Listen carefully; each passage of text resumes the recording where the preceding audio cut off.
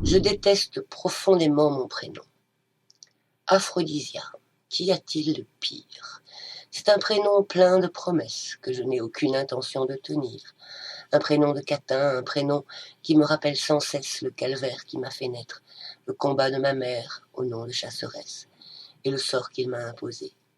On ne refuse pas son destin à Forenza. Ma mère, ah ma mère, Artémisia la magnifique, admirée de tous pour son talent, révérée de toutes pour son combat. Artemisia Gentileschi, la première pictoresse d'une principauté qui refusait la peinture aux femmes, dépassant son maître de père par l'immensité de son génie, créant le scandale par sa création. Ma mère, qui m'a appris que seuls les hommes montrent leur faiblesse, qui m'a dressé à la dure à ne rien divulguer, à masquer ma vérité, à toujours présenter une expression stoïque. Ma mère qui m'a confié à un maître d'armes dès mon plus jeune âge, qui m'a armé pour que jamais je ne souffre ce qu'elle a subi, grâce à qui je n'ai jamais eu à me battre. Ma condition féminine et sa froideur me protègent toujours.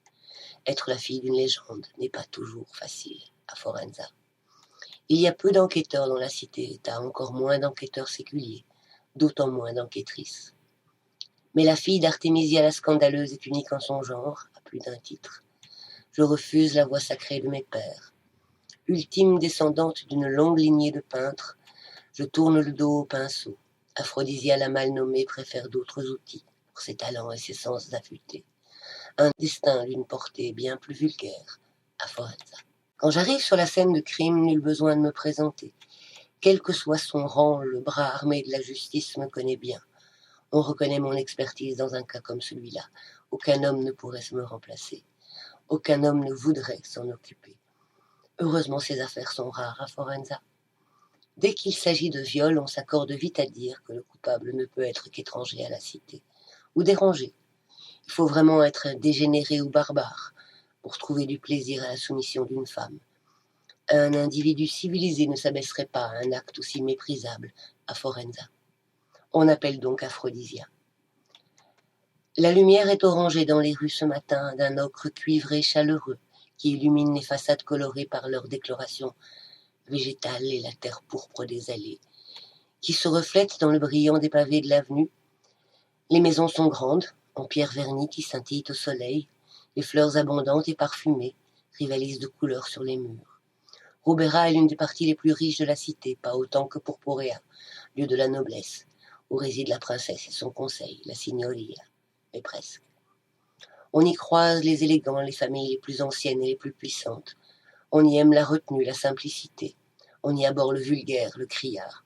C'est la partie de la ville la plus arborée, celle où l'on trouve le plus d'hôtels végétaux, où chaque demeure est ensemencée des essences les plus appréciées des saintes fées, où les rues sont larges et pavées, c'est le quartier de la création. Le bâtiment est cossu mais discret, trompeusement étriqué.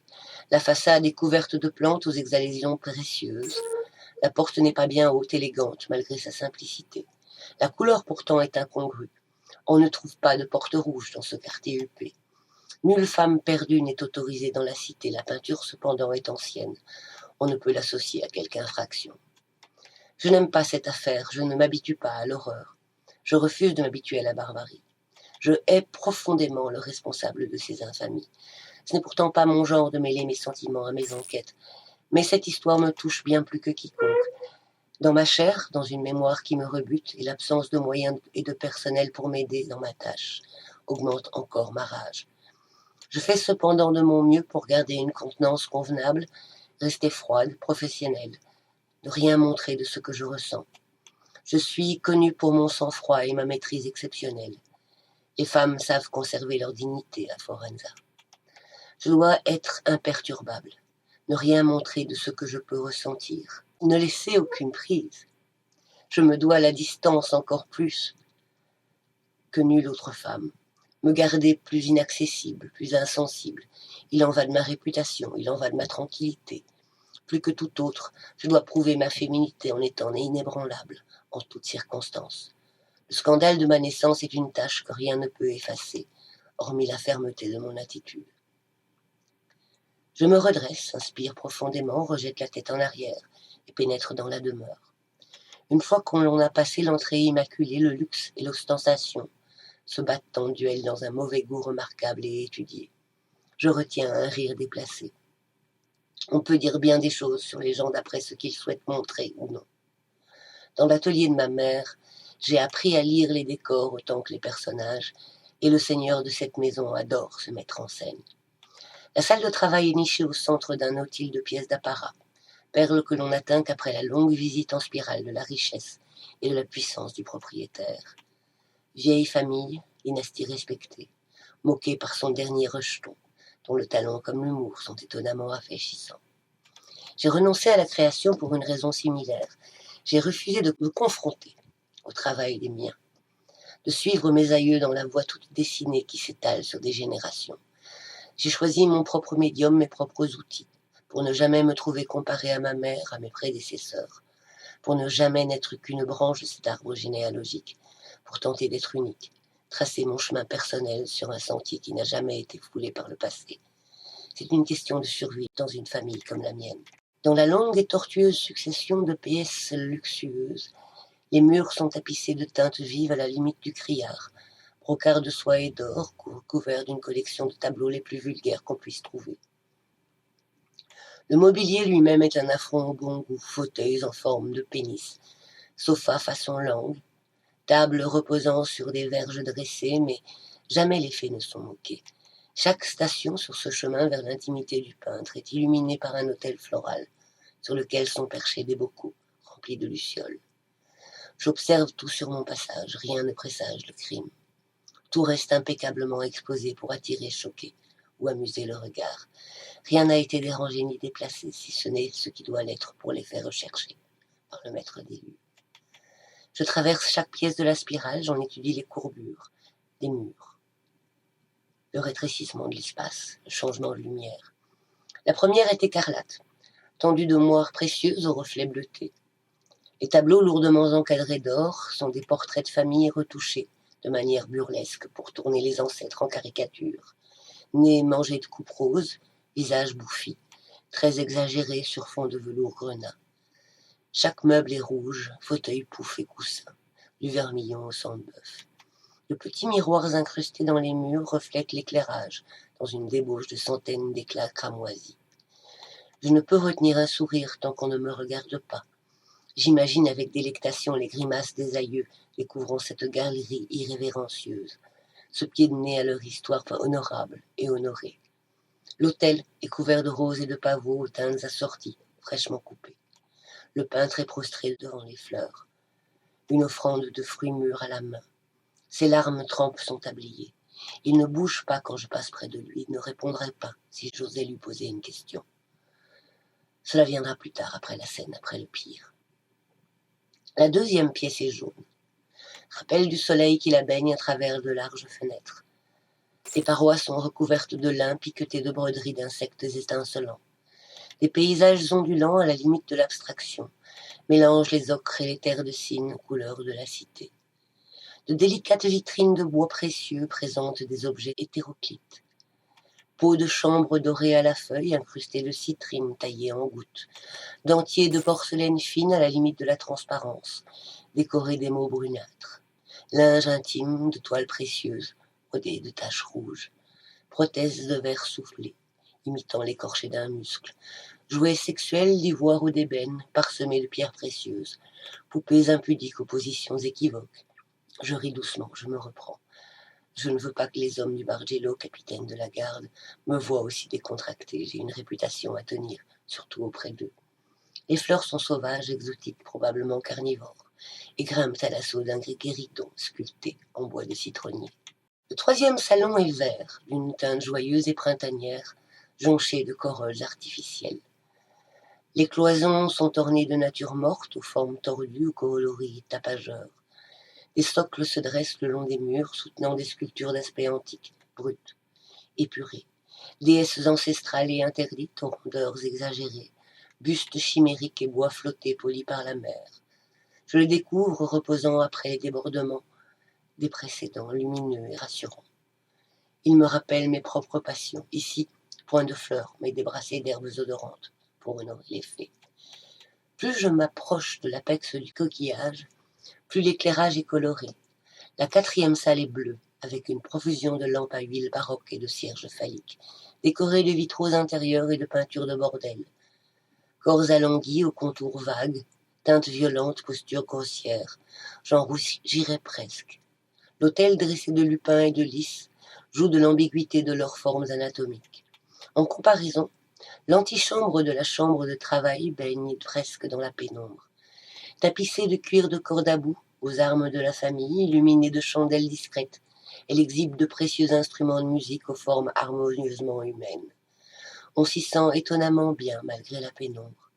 C'est une respiration bienvenue avant de pénétrer dans l'antre du peintre. Un arbre nain aux feuilles rougies appelle la bénédiction féerique sur le cœur de la demeure. La porte de l'atelier est fermée, parfaitement intacte. Je m'arrête un instant avant d'affronter la scène, j'inspire profondément, ferme les yeux, comme pour me vider l'esprit. J'appelle ça la toile vierge ou le mur frais.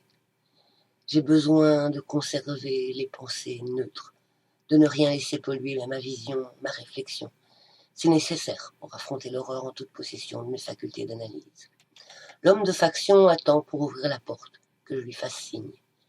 S'il ne me connaît pas, comme ceux qui gardent la porte principale, il a entendu parler de mes manies et préfère de loin son poste à ce que la pièce me réserve. Il ne regardera pas, il ne veut pas savoir ce qui me guette.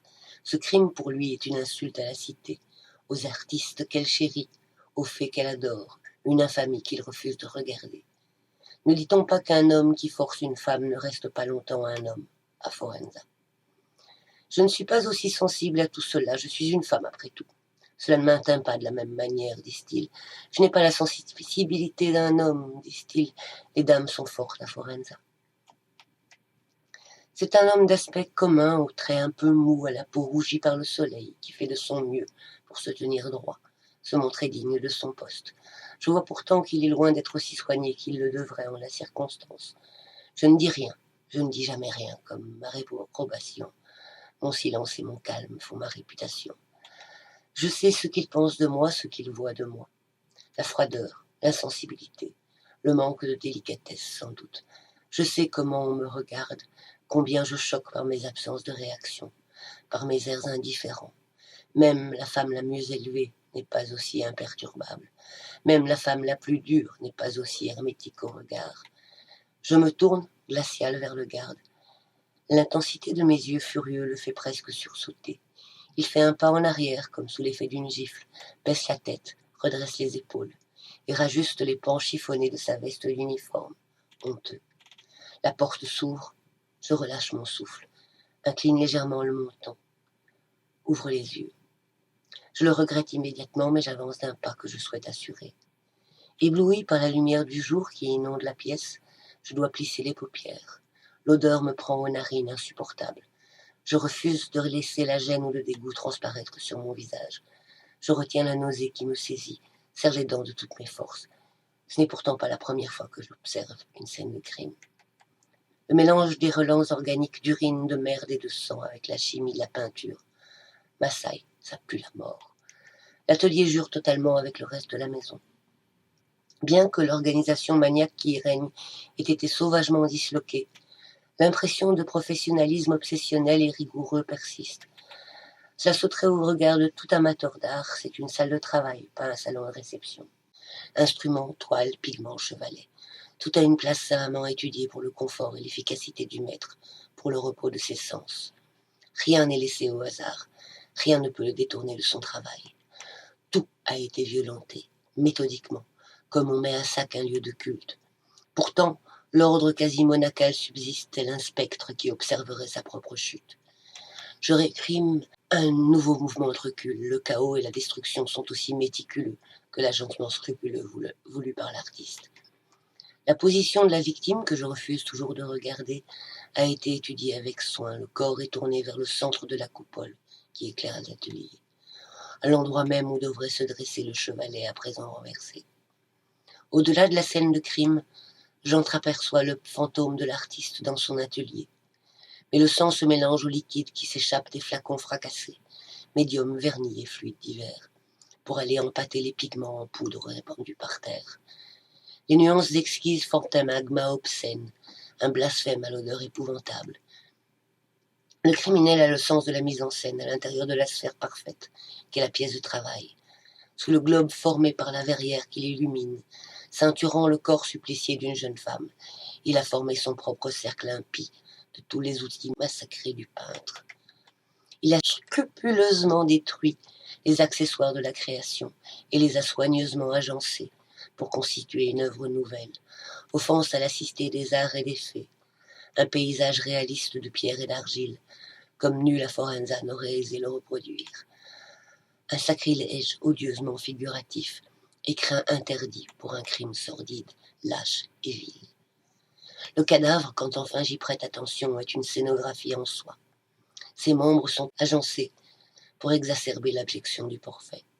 La souillure est partout, dans les découpes précises frottées de pigments, dans l'horreur absolue qui étreint le visage, dans les larmes de sang qui coulent des orbites vides et de la cavité nasale mise à nu, dans la bouche rendue béante par un hurlement silencieux, dans le bassin ouvert jusqu'à la déchirure, dans la vulve charcutée, creusée vers le nombril. Le sang, la bile et les excréments ont été étalés sur la peau, comme de la peinture sur une toile. Ils dessinent un autre corps, une autre représentation anathème, une sainte fée, tentant de s'échapper d'un cocon de chair avilie. Cette fois, je ne peux retenir un geste de recul, de dégoût. Ce n'est pourtant pas le premier supplice de ce genre que j'examine. De fait, c'est le troisième.